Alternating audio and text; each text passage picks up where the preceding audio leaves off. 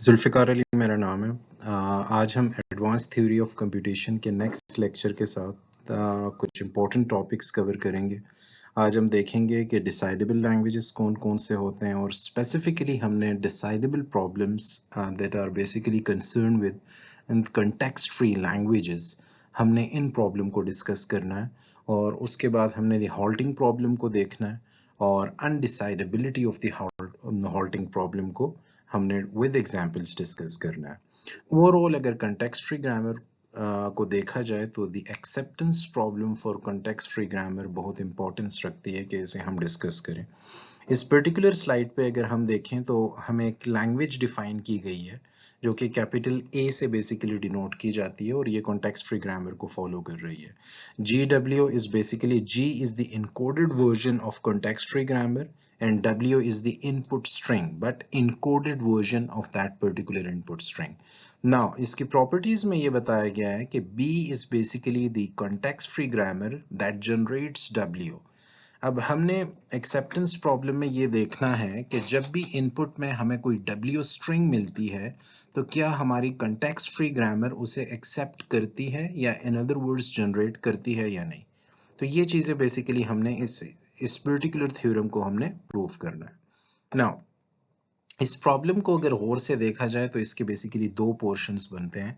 First portion में हमने context free grammar जी को डिस्कस किया, encoded version of that particular G, क्योंकि ये वाला सिंबल जब भी आपको दिखाई दे और इसके अंदर जब कॉन्टेक्स्ट फ्री ग्रामर मेंशन हो जी और डब्ल्यू मेंशन हो तो इट मींस डब्ल्यू का भी इनकोडेड वर्जन है और जी का भी, context free grammar G capital G का भी इनकोडेड वर्जन और W जो हमारे पास इनपुट स्ट्रिंग है उसका भी इनकोडेड वर्जन। तो अगर हम पिछले स्लाइड पे जो हमने प्रॉब्लम डिस्कस की है इसे थोड़ा डिटेल से देखें तो फर्स्ट पोर्शन इसका हमारे पास encoded version of context free grammar capital G है और अगर हम इसका सेकंड पोर्शन देखें तो हमारे पास वो स्ट्रिंग है W, encoded version of that particular string. So we have to decide that if the G generates W, हमें at the end of the day ये decide करना है कि क्या ये W string in capital G generate करता है या नहीं। Note that the input will not be a context free grammar G but encoding of G. तो ये ऑलरेडी हम डिस्कस कर चुके हैं कि इस सिंबल के साथ हमारे इस सिंबल्स के अंदर जो भी लिखा होगा कैपिटल जी हमारे पास कॉन्टेक्स्ट फ्री ग्रामर है, सिंपल कॉन्टेक्स्ट फ्री ग्रामर नहीं, encoded version of context free grammar. तो ये चीज आपने जहन में रखनी है कि कैपिटल जी हमारे पास सिंपल कॉन्टेक्स्ट फ्री ग्रामर नहीं है, encoded version of capital G है, encoding of that particular context free grammar. Now the thing that we have to prove that is a CFG decidable, कि क्या हमारे पास capital A जो कि context free grammar है क्या वो डिसाइडेबल है या नहीं। तो हमने इस पर्टिकुलर क्वेश्चन को नेक्स्ट स्लाइड्स में देखना है कि क्या ACFG हमारे पास डिसाइडेबल होता है या नहीं। We are asking if we can make an algorithm. In other words, अगर हम पिछले स्लाइड पे इस पर्टिकुलर थ्योरम को देखें हम बेसिकली एक एल्गोरिदम की बात कर रहे हैं और एल्गोरिदम हमारे पास क्या होगा, डेफिनेटली एक ट्यूरिंग मशीन होगी that will take as input और वो पर्टिकुलर एल्गोरिदम या वो पर्टिकुलर ट्यूरिंग मशीन इनपुट में क्या लेगी, context free grammar capital G, in other words encoded version of capital G और string W। Now string basically किस पे बिलोंग करेगी, 0 1 स्टैरिक। ये स्टैरिक की टर्मिनोलॉजी हम रेगुलर एक्सप्रेशन में काफी डिटेल से पढ़ चुके हैं। इट मींस कि 0 और 1 के कॉम्बिनेशन से कोई भी इनपुट स्ट्रिंग हमारे पास हो सकती है। तो at the end of the day हमने ये देखना है कि क्या G generates W, capital G क्या W जनरेट कर रहा है या नहीं। W is a string and capital G is basically the encoded version of the context free grammar. Now काफ़ी सारे आइडियाज़ बेसिकली इससे जनरेट होते हैं। तो अगर आप देखें तो W स्ट्रिंग की काफ़ी सारी डेरिवेशंस पॉसिबल हैं, लेकिन तमाम क्योंकि इनफाइनाइट नंबर ऑफ कॉम्बिनेशंस या infinite number of derivations possible हैं। अगर हम W स्ट्रिंग को देखें, क्योंकि W स्ट्रिंग किससे बिलोंग कर रहा है, 0 1, हमारे पास 0 है 1 है और उसका एक सेट हमने पिछले स्लाइड पे बनाया था और यहाँ स्टैरिक लिखा हुआ था। इट मींस कि हमारे पास इनफाइनाइट नंबर ऑफ पॉसिबिलिटीज बन सकती हैं। और ये इतना आसान नहीं है कि हम तमाम जितनी भी इनफाइनाइट नंबर ऑफ पॉसिबिलिटीज हैं इस डब्ल्यू स्ट्रिंग की, या इनफाइनाइट नंबर ऑफ स्ट्रिंग्स हैं हमारे पास इस डब्ल्यू की, उस उन सब को बेसिकली चेक करवाएं कैपिटल जी के अगेंस्ट। तो हमने थोड़ा सा स्मार्टली या इंटेलिजेंटली डिसाइड करना है। तो उसके लिए हमें सबसे पहला स्टेप क्या करना होगा, थ्योरी ऑफ ऑटोमेटा में आपने कंसेप्ट पढ़ा होगा चॉम्स्की नॉर्मल फॉर्म, CNF। तो हम सबसे पहले क्या करेंगे कि अपने कॉन्टेक्स्ट फ्री ग्रामर को किस में कन्वर्ट करेंगे, चॉम्स्की नॉर्मल फॉर्म में कन्वर्ट करेंगे। अब इसका जो सबसे ज्यादा फायदा हमें ये होगा, क्योंकि इनिशियली जब हम इस प्रॉब्लम को डिस्कस कर रहे थे तो W की हमारे पास इनफाइनाइट नंबर ऑफ पॉसिबिलिटीज बन रही थी। लेकिन जब हम इस कॉन्टेक्स्ट फ्री ग्रामर को CNF में या चॉम्स्की नॉर्मल फॉर्म में कन्वर्ट करेंगे तो हमारे पास कुछ लिमिटेड नंबर ऑफ डेरिवेशंस या लिमिटेड नंबर ऑफ पॉसिबिलिटीज होंगी जो कि किसी स्पेसिफिक रूल को फॉलो कर रही होंगी। In Chomsky normal form every string of length n, कोई भी स्ट्रिंग अगर आप लोगे और वो लेंथ n की हो, लेट्स सपोज अगर वो स्ट्रिंग्स बेसिकली लेंथ n की होगी तो उसकी कितनी डेरिवेशंस पॉसिबल हैं, कितनी नंबर ऑफ पॉसिबिलिटीज उसकी हो सकती हैं, 2n-1। इट मींस इस प्रीवियस स्लाइड पे या इनिशियली हमारे पास W स्ट्रिंग की इनफाइनाइट नंबर ऑफ पॉसिबिलिटीज थी, लेकिन जब हमने अपने CFG को चॉम्स्की नॉर्मल फॉर्म में कन्वर्ट किया, CNF में ट्रांसफॉर्म किया, कन्वर्ट किया, तो हमारे पास अब 2n-1 पॉसिबिलिटीज हैं, 2n-1 डेरिवेशंस अवेलेबल हैं। इट मींस कि हम W की जितनी भी डेरिवेशंस हैं उसे फाइनाइट नंबर पे ले आए हैं। अब हमारे पास finite number of strings available हैं, हम इजीली अपने ट्यूरिंग मशीन्स को वो एज अ इनपुट दे सकते हैं और उसकी डिसाइडेबिलिटी या अनडिसाइडेबिलिटी के बारे में हम डिस्कस कर सकते हैं। तो होपफुली ये कंसेप्ट आपको समझ आ गया होगा कि हम क्या करेंगे। हम अपने कॉन्टेक्स्ट फ्री ग्रामर को सबसे पहले चॉम्स्की नॉर्मल फॉर्म में कन्वर्ट करेंगे। इसकी सबसे बड़ी रीजन ये थी कि इनिशियली हमारे पास infinite number of strings available थी। जब हमने CFG को, कॉन्टेक्स्ट फ्री ग्रामर को चॉम्स्की नॉर्मल फॉर्म में कन्वर्ट किया तो अब हमारे पास 2n-1 कॉम्बिनेशंस अवेलेबल हैं। चॉम्स्की नॉर्मल फॉर्म के बारे में थोड़ा बहुत इंट्रोडक्शन अगर यहाँ हम दें, in Chomsky normal form we have a restriction on length of right hand side. याद रखें कॉन्टेक्स्ट फ्री ग्रामर के लेक्चर्स अगर आप थ्योरी ऑफ ऑटोमेटा में थोड़ा सा रिकॉल करें तो हमारे पास प्रोडक्शन रूल्स होते थे, ठीक है। तो ये उस प्रोडक्शन रूल की बात की जाए, जिस तरह फर्स्ट प्रोडक्शन रूल आपके पास ये है, A tends to small a और A tends to capital B capital C। तो ये दो प्रोडक्शन रूल्स है आपके पास। तो ये right hand side basically production rule के राइट हैंड साइड की बात की जा रही है।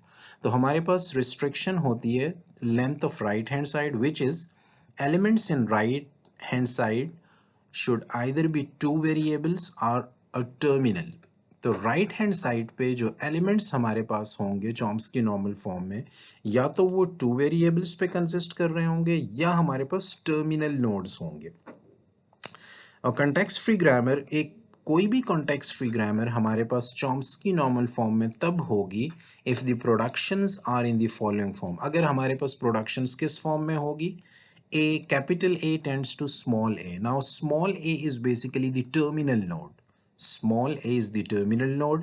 अगर हमारे पास प्रोडक्शन रूल के राइट हैंड साइड पे या तो टर्मिनल नोड हो, या अगर सेकंड प्रोडक्शन रूल को देखें तो या हमारे पास प्रोडक्शन रूल के राइट हैंड साइड पे नॉन टर्मिनल नोड्स हों like B and C, where capital A, capital B and capital C are non-terminal nodes and small a is basically terminal node। तो ये दोनों प्रोडक्शन रूल बेसिकली इस particular rule को follow कर रहे हैं जो चॉम्स्की नॉर्मल फॉर्म बेसिकली कह रहा है। तो हमारे पास कोई भी context free grammar Chomsky normal form में तब होगी जब उसके प्रोडक्शन रूल्स में राइट साइड पे एक टर्मिनल नोड होगा या उसके प्रोडक्शन रूल्स में राइट हैंड साइड पे दो नॉन टर्मिनल नोड्स होंगे, जो कि सेकंड कंडीशन में आपको नजर आ रहा है। नाउ अगर आप फॉर्मल डेफिनेशन इसी प्रॉब्लम की कंटिन्यूटी में देखें, एक्सेप्टेंस प्रॉब्लम फॉर CFG, तो पिछले जो हमने डिस्कशन की है कि how to transform the context free grammar into Chomsky normal form, तो उसकी फॉर्मल डेफिनेशन अगर हम देखें तो सबसे पहले हमें इनपुट प्रोवाइड करना पड़ेगा ट्यूरिंग मशीन को। Capital G is encoded version of context free grammar, W is the encoded version of that particular string जो हमें इनपुट में प्रोवाइड करनी है। सबसे पहले हमने कैपिटल G को क्या करना है, चॉम्स्की नॉर्मल फॉर्म में कन्वर्ट करना है। और जब हम कैपिटल G को चॉम्स्की नॉर्मल फॉर्म में कन्वर्ट करेंगे तो उसे हमने G dash capital G dash कह दिया कंपैरिजन के लिए। अब जब हमने अपने CFG को CNF में यानी कॉन्टेक्स्ट फ्री ग्रामर को चॉम्स्की नॉर्मल फॉर्म में कन्वर्ट किया तो हमारे पास फाइनाइट नंबर ऑफ डेरिवेशंस आई W की। इसका मतलब है हमारे पास 2n-1 कॉम्बिनेशंस आई स्ट्रिंग की, फाइनाइट नंबर ऑफ कॉम्बिनेशंस आई। अब हम अपने ट्यूरिंग मशीन को इसे इनपुट में देंगे। If one of them generates W, अगर कोई भी डेरिवेशन आप W की देते हो और वो आपका ट्यूरिंग मशीन उसे एक्सेप्ट करता है या जनरेट करता है तो इट मींस वो एक्सेप्ट कर गया, अदरवाइज आप रिजेक्ट करोगे। अगर वो पर्टिकुलर स्ट्रिंग आप अपने ट्यूरिंग मशीन को देते हो और वो उसे रिजेक्ट कर देता है या वो उसे एक्सेप्ट नहीं करता या वो फाइनल स्टेट तक नहीं पहुंच पाता तो इट मींस आपकी रिजेक्शन हो जाएगी। नाउ अगर आप रिकॉल करें एडवांस थ्योरी ऑफ कंप्यूटेशन के पिछले लेक्चर्स में, मैं उस लेक्चर का लिंक भी प्रोवाइड कर दूंगा। तो द एम्प्टीनेस प्रॉब्लम हमने डिस्कस किया था DFAs में, डिटर्मिनिस्टिक फाइनाइट ऑटोमेटा में। तो द एम्प्टीनेस प्रॉब्लम जब हम CFG में डिस्कस करें तो यहाँ भी हमारे पास सेम ही प्रॉब्लम है। Capital E is basically for the emptiness problem. क्योंकि ये एम्प्टीनेस प्रॉब्लम हम कॉन्टेक्स्ट फ्री ग्रामर में डिस्कस कर रहे हैं तो capital E C of G, capital G is basically the encoded version of context free grammar, whereas capital A is the context free grammar and L of A is equal to phi. It means हमारे पास capital E C of G एक ऐसी language है जो इस particular rule को follow कर रही है। In other words, ये एक ऐसी context free grammar हमारे पास होगी जो सिर्फ empty string को accept करेगी। अगर empty string हमारे पास नहीं होगी तो डेफिनेटली आप इस पर्टिकुलर रूल को फॉलो नहीं करोगे। जब आप इस पर्टिकुलर रूल को फॉलो नहीं करोगे तो आपको रिजेक्शन मिलेगी। Now we have to make sure that G does not generate any strings. Acceptance के लिए हमें make sure करना होगा कि कैपिटल G जो हमारे पास है encoded version of context free grammar वो कोई भी string generate ना करे। In other words, we would like to show that starting from the start symbol of G, we can never get to a string which consists of only of terminals. तो hopefully ये statement आपको समझ आ गई होगी।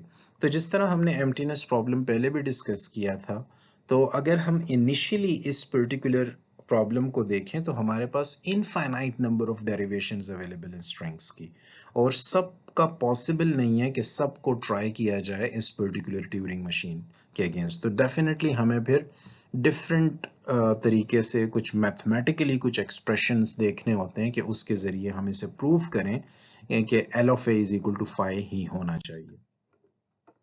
Now अगर हम इस emptiness problem की फॉर्मल डेफिनेशन देखें तो हमने इसे on input capital G provide करना है, यानी encoded version of that particular context free grammar हमने प्रोवाइड करना है। हमने mark all the terminal symbol of G। अगर आप रिकॉल करें थोड़ा सा तो हमारे पास मुख्तलिफ स्टेट्स होते हैं किसी भी ट्यूरिंग मशीन में, या किसी भी DFA को अगर आप याद करें तो हम जिस भी स्टेट पे पहुंचेंगे तो वहां हम उसे मार्क्ड कर देंगे कि हम इस पर्टिकुलर स्टेट पे पहुंच गए हैं। आया ये फाइनल स्टेट तो नहीं है। अगर ये फाइनल स्टेट नहीं होगी तो डेफिनेटली आपने नेक्स्ट स्टेट को अप्रोच करना है। तो mark all the terminal symbols of G। Now आपने स्मॉल n तक, अब आपने कुछ ट्रांजिशंस परफॉर्म करनी है तो उसके लिए आपको लूपिंग स्ट्रक्चर नजर आ रहा है और I को आप कहां तक लेके जाओगे, स्मॉल n तक। दिस इज बेसिकली क्योंकि CFG को अब आपने किस में कन्वर्ट कर दिया है, चॉम्स्की नॉर्मल फॉर्म में। तो आपके पास लिमिटेड नंबर ऑफ यानी फाइनाइट नंबर ऑफ डेरिवेशंस अब पॉसिबल हैं। क्योंकि अब आप चॉम्स्की नॉर्मल फॉर्म में आ गए हो तो यहाँ बहुत सारे प्रोडक्शन रूल्स आपको नजर आ रहे हैं। U tends to U1, U tends to U2, U tends to U3 and up to U tends to UK। ये सारे के सारे आपको प्रोडक्शन रूल्स नजर आ रहे हैं और आप इन नोड्स को मार्क करके आगे जाओगे। ठीक है, अगर इनमें से कोई भी प्रोडक्शन रूल या नोड को आप मार्क कर लेते हो तो इट मीन्स कि आप यू को मार्क कर गए हो। तो if the start symbol gets marked, अगर स्टार्ट सिंबल गेट्स मार्क्ड का मतलब ये है कि स्टार्ट सिंबल ही आपका फाइनल स्टेट है। तो अगर आप फाइनल स्टेट पे इनिशियली ही पहुंच गए हो तो इट मीन्स आपके पास स्ट्रिंग एम्प्टी तो नहीं है। इसका मतलब है आपकी ट्यूरिंग मशीन एम्प्टी स्ट्रिंग को एक्सेप्ट नहीं कर रही। कुछ और स्ट्रिंग्स भी हैं जिन्हें आपकी जो ट्यूरिंग मशीन है वो एक्सेप्ट कर रही है। तो ओवरऑल आप क्या कर जाओगे, रिजेक्ट कर जाओगे, क्योंकि आपने एम्प्टीनेस की उस पर्टिकुलर रूल को फॉलो नहीं किया कि L of A is equal to 5, यानी आप सिर्फ एम्प्टी स्ट्रिंग को एक्सेप्ट करोगे। अगर इनिशियल स्टेट ही आपके पास फाइनल स्टेट आ गई है तो ओवरऑल आप उसे रिजेक्ट करोगे। अदरवाइज अगर आप मुख्तलिफ स्ट्रिंग्स ट्राई कर रहे हो और आपके पास फाइनल स्टेट नहीं आती तो इट मीन्स आप एक्सेप्ट करोगे, क्योंकि इट मीन्स आप सिर्फ एम्प्टी स्ट्रिंग को ही एक्सेप्ट करोगे। होपफुली आपको इस फॉर्मल डेफिनेशन की समझ आ गई होगी।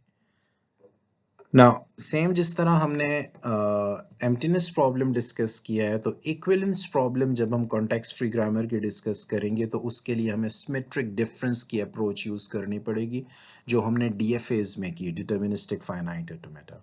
ये ऑलरेडी हम ये थ्योरम सॉल्व कर चुके हैं कि इक्विवेलेंस प्रॉब्लम को जब हम कॉन्टेक्स्ट फ्री, क्योंकि डीएफए के लिए हम इक्विवेलेंस प्रॉब्लम देख चुके हैं, तो इक्विवेलेंस प्रॉब्लम जब कॉन्टेक्स्ट फ्री ग्रामर की टर्म्स में हम देखेंगे तो हमें सेम सिमेट्रिक डिफरेंस का फॉर्मूला यूज करना पड़ेगा।